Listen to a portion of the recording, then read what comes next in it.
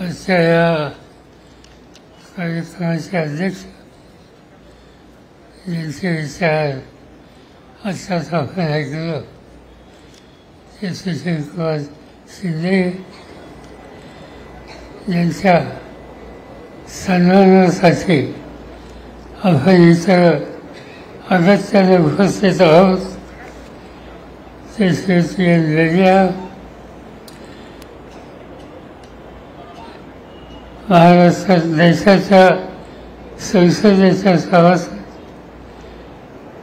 प्रणितीताई शिंदे, जयसिंग मोहिते, महाराष्ट्राच्या विधिमंडळाचे सन्माननीय सभासद नारायणराव पाटील, राजू खरे, अभिजित पाटील या ठिकाणी उपस्थित असलेले श्री चेतन रवते, भारत जाधव, श्रीनित मोरे,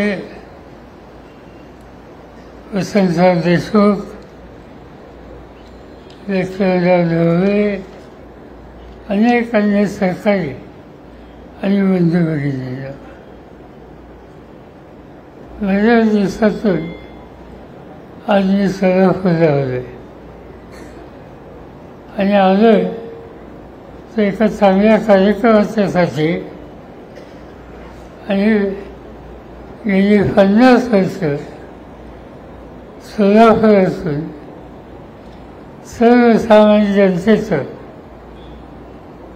सेवा करण्याचं व्रत ज्यांनी घेतलं होतं त्यांच्याबद्दलचं आस्था व्यक्त करणं आणि अभिनंदन करणं या दृष्टीनं मी आज या ठिकाणी आलो. सोलापूर मला जुनं सोलापूर हे असतं. एकेकाळचं कामगारांचं शहर, कष्टकऱ्यांचं शहर, समाजाच्या विविध जाती जमाती आणि भाषा यासंबंधी एकतेचं शहर म्हणून या शहराचा नावलौकिक. मला आठवतंय की 1972च्या नंतर काही वर्ष मी इथं पालकमंत्री होतो आणि त्यामुळे येणं निश्चित असायचं. अनेक प्रश्न त्यावेळेचे नजरेसमोर येतात. बदल झाले, ही कामगार लागलेले 2 गिरण्या होत्या, एक जुनी मिल आणि मला वाटतं एक दवाखान्याची मिल. आज त्याचं अस्तित्व हे राहिलेलं दिसत नाही. त्याच्यानंतर ही गिरण बंद झाल्याच्या नंतर सोलापूरचे लोक काही समजून आलेले. त्यांनी पॉवरलूमच्या क्षेत्रामध्ये लक्ष दिलं आणि देशाच्या कानाकोपऱ्यात सोलापूरला तयार झालेला यंत्रमाग किंवा पॉवरलूम याचा फरक आज ठिकठिकाणी बघायला मिळतो. आणि हे कर्तृत्व सोलापूरकरांनी दाखवलं. सोलापूर स्वातंत्र्याच्या इतिहासात एक वेगळा इतिहास निर्माण करणारं हे शहर आहे. या देशाला 15 ऑगस्ट 47ला स्वातंत्र्य मिळालं, पण ते स्वातंत्र्य मिळायच्या आधी 3 दिवस का होईना स्वातंत्र्य या देशाने भोगलं. हा जर इतिहास बघायचा असेल तर पहिलं नाव सोलापूरचं होतं आणि सोलापूरने त्याच्यामध्ये काम केलेलं होतं. आज या सोलापुरामध्ये कामगारांची चळवळ ही अत्यंत मोठी होती. अनेक लोक मला आठवतात. अलीकडच्या काळात सुद्धा काम करणारे काँग्रेस नसणारे आदम असतात किंवा त्यांच्या वर्षी आणि त्यांच्या आधीचे पिढी असो अनेकांनी कामगारांच्या हिताची जपणूक या सोलापुरात केलेली होती. त्याच कालखंडामध्ये ज्यांचा आपण सन्मान करतो त्यांचे वडील हेही या चळवळीमध्ये होते, तेही कामगार नेते होते. आणि मला आनंद आहे नंतरच्या काळामध्ये या कामगारांच्या हिताची जपणूक करण्याच्यासाठी आज ज्यांचा आपण सन्मान करतो ते वेगळ्या हे कधी मागे राहिलेली नाही. एक समाधानाची गोष्ट उच्च शिक्षित म्हणून त्यांचा लौकिक आहे. हे 1885ला 1985ला नगरपालिकेला ते पहिल्यांदा निवडून आले आणि 30-35 वर्ष नगरसेवक म्हणून या ठिकाणी त्यांनी काम केलेलं होतं. मला आठवत आहे ते महानगरपालिकेत आले त्या काळात अनेकांच्या समोर आपली भूमिका अगत्यानं मांडण्याचे काम ते करत असत. ते काम काही सोपं नव्हतं, पण त्यावेळीची महानगरपालिका मला आठवतं वंशेची अप्पा, युनिसेफ, वंदाफा बनारे, नरसया आदम, पूरणचंद्र पुंजाल असे अनेक लोक होते आणि हे सगळे कर्तृत्ववान लोक आणि त्यांच्यासमोर हा नवीन निवडून आलेला तरुण हे काही सोपं काम नव्हतं.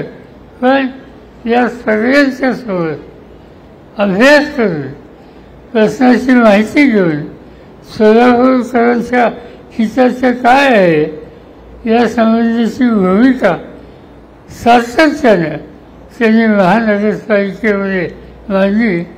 हा महानगरपालिकेच्या इतिहासात एक चांगला भाग आहे. मला आनंद आहे की त्या काळामध्ये बरेचसे निर्णय घ्यायचा अधिकार सोलापूरच्या आमच्या सरकारने मला दिलेले होते आणि त्या निकालात जे अनेक निकाल मी घेतले त्याच्यामध्ये सभागृहाचा नेता आणि महापौर हे यांच्याबद्दलचे निकाल दोन्ही सुदैवानं माझ्याकडनं झाले आणि हे निकाल किती योग्य होते त्यांच्या कामातून त्या ठिकाणी केलेले होते. सभागृहाचा नेता म्हणून त्यांचं कर्तृत्व त्यांनी दाखवलं याची नोंद त्या काळातल्या लोकांच्या मनात कायमस्वरूपाची आहे. जी जी जबाबदारी त्यांच्या पडली पण शहराच्या संघटनेचं प्रमुखपद असो, महापौरपद असो, सभागृहाचं नेतेपद असो, 37 वर्ष नगरसेवक म्हणून काम करणं ही काही साधी गोष्ट. शिंदेसाहेब काय किंवा मी काय आम्ही लोक अनेक वर्ष विधिमंडळात राहिलो, लोकसभेत गेलो, राज्यसभेत गेलो. हे सगळं खरं असलं तरी 37 वर्ष नगरपालिका महानगरपालिका इथं सातत्यानं निवडून येणं आणि त्याच मतदारसंघात येणं ही काही साधी गोष्ट नाही. ज्याची एक कर्तृत्व असेल, लोकांच्याशी बांधिलकी असेल, त्याच वेळेला लोक अशा प्रकारची भूमिका घेतात आणि ती भूमिका विजयांच्याबद्दल घेतली याचं मला आश्चर्य वाटत नाही. आणि त्याचं कारण त्यांनी सेवाभावी व्यक्तीनं एक स्वच्छताचं असा प्रकारचं नगरसेवक म्हणून या ठिकाणी त्यांनी काम केलेलं होतं. सरकाराची चळवळ हा एक सोलापूरचा महत्त्वाचा भाग होता.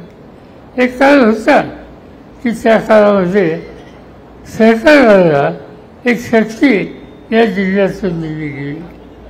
सरकारला माहीत आहे सरकारच्या क्षेत्रामध्ये या जिल्ह्यात त्यांचं मोठं योगदान होतं. नामदेवराव जगतापांचं योगदान त्या काळामध्ये होतं. गंगाधर कुशल त्यांचंही काम सरकारच्या माध्यमातून या शहरामध्ये होतं. आणि अशा प्रकारे सरकारचा विचार सोलापूरमध्ये अनेकांनी स्वीकारलेला होता. रेड्डी यांनी आपल्या आयुष्यात जसं महानगरपालिका या क्षेत्रात लक्ष दिलं तसं सरकाराच्याबद्दल त्यांनी आस्था ठेवली. Solapur social urban cooperative bank या बँकेचं 10-20 वर्ष त्यांनी नेतृत्व केलं. मला आठवतं आहे त्यांनी ज्यावेळेला हे नेतृत्व घेतलं त्यावेळी या बँकेची स्थिती ही चांगली नव्हती. त्या संकटातून ही बँक बाहेर काढणं आणि सामान्य माणसाची या बँकेच्या मार्फत सेवा करणं ही भूमिका रेड्डी यांनी आपल्या खांद्यावर घेतली आणि त्याच्यामध्ये ते यशस्वी झाले. यांचं जीवन अनेक क्षेत्रामध्ये लक्ष देणार. शैक्षणिक क्षेत्राच्याबद्दलची आस्था होती, सार्वजनिक क्षेत्राबद्दलची आस्था होती, समाजाच्या सगळ्या घटकांना एकत्र घेऊन एक प्रकारचं सामाजिक ऐक्य कसं राहील या प्रकारची भूमिका ही त्यांनी घेतलेली होती. मला आठवतं की उर्दूच्या संबंधी खास त्यांचं प्रेम होतं आणि एक राष्ट्रीय पातळीचे परिषद किंवा संमेलन सोलापूरला त्या काळात घेतलं होतं आणि त्याच्यामध्ये सुद्धा रेड्डी पुढाकार हा मोठा होता. आणि म्हणून एक आगळं वेगळं व्यक्ती होतं. आणि त्यासाठी जेव्हा मला कळलं की असा त्यांच्यासाठी हा सोहळा होतो आहे, सार्वजनिक जीवनात 50 वर्ष काम केल्याच्याबद्दल सोलापूरकर त्यांना सन्मानित करणार आहेत, मी तातडीने हो म्हणलं. कारण समाजामध्ये अशा प्रकारच्या स्वच्छ चारित्र्याच्या सेवाभावी वृत्तीत लोकांची आज गरज आहे. आज अशा प्रकारचे लोक फार मिळतात असं नाही.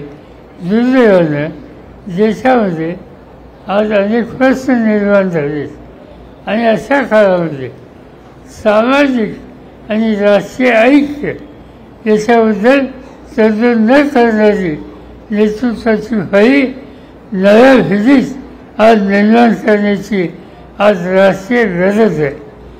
आज आपण बघतो कुठंतरी कुणीतरी चुकीचं पाऊल टाकलं ते एक व्यक्ती ते 4 व्यक्ती चुकीचं पाऊल टाकतात आणि समाजामध्ये काही घटक काही वर्गाला दोषी ठरवतात आणि सामाजिक ऐक्याला एक प्रकारचं अंतर निर्माण करतात.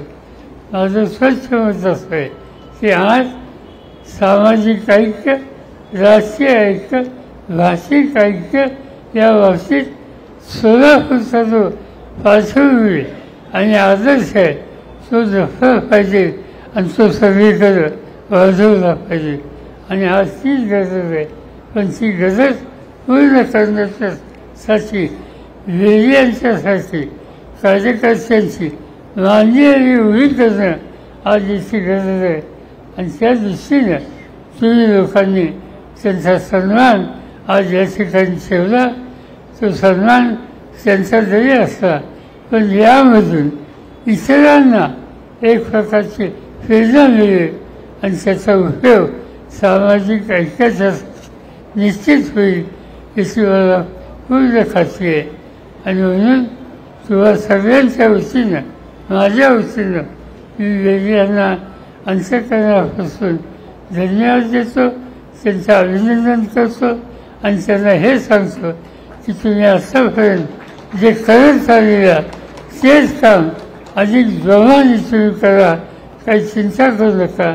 प्रसंग विचार चिंते येतात, चढ उतार असतो, त्याच्यात मार्ग काढायचा ही भूमिका घ्यायची असते आणि पुढं न्यायचं असतं. आणि नेत असताना सामान्य माणूस याचं स्मरण करून कृती व्हावी ही चाचणी पाहिजे आणि ती तुम्ही कराल आणि करता आहात याच्याबद्दलचा आनंद या ठिकाणी मी व्यक्त करतो आणि माझे 2 शब्द या ठिकाणी संपवतो. जय हिंद, जय भारत.